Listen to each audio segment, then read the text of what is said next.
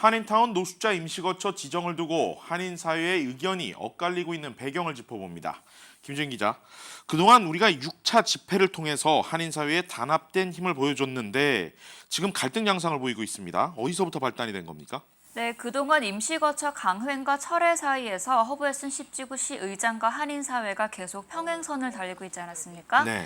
여기에 노숙자와 저소득층을 지원하는 비영리 단체죠. 유나이티드 웨이가 중재에 나서면서 시작됐습니다. 일단은 문제를 원만하게 해결해보자는 취지였죠. 네, 이와 관련해서 웨슨 시의장 측과 한인 단체들 그리고 이 유나이티드 웨이가 수차례 비공개 회의를 가졌습니다. 자, 그럼 회의를 통해서 중재안이 나왔습니까?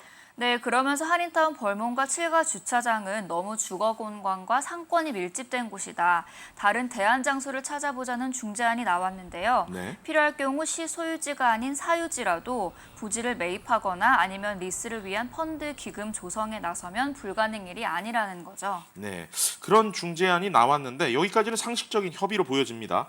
근데 어디서 불협화음이 나기 시작한 겁니까? 네, 이 문제는 허블슨 시의장이 여전히 다른 장소라고 하더라도 위치는 한인타운이어야만 한다는 고집을 꺾지 않고 있는 데 있습니다.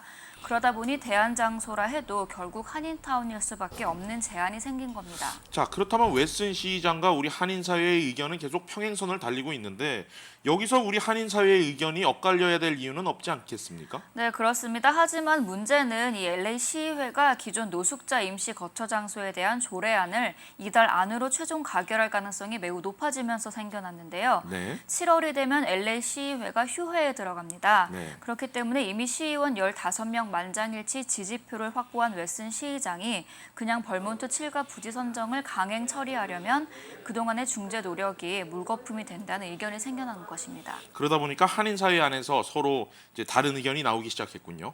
네, 그렇습니다. 쉽게 말해서 이 기존에 강경 대응해야 한다는 측과 실리적인 중재 협상이 필요하다는 의견이 충돌한 것인데요. 네. 중재 의견 측은 만약 벌몬 7가 부지가 쉘터로 강행 처리돼버리면 이로 인한 피해나 우려가 너무 크다.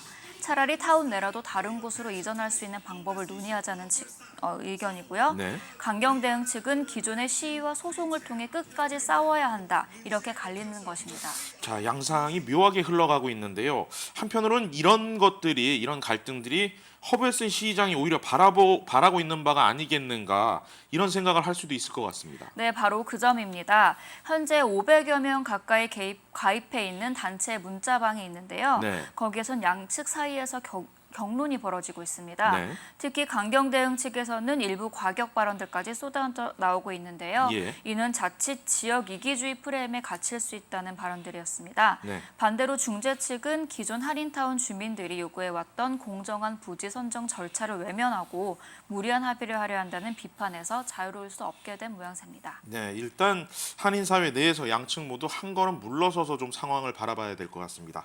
계속 취재해 주시고요. 김지은 기자였습니다.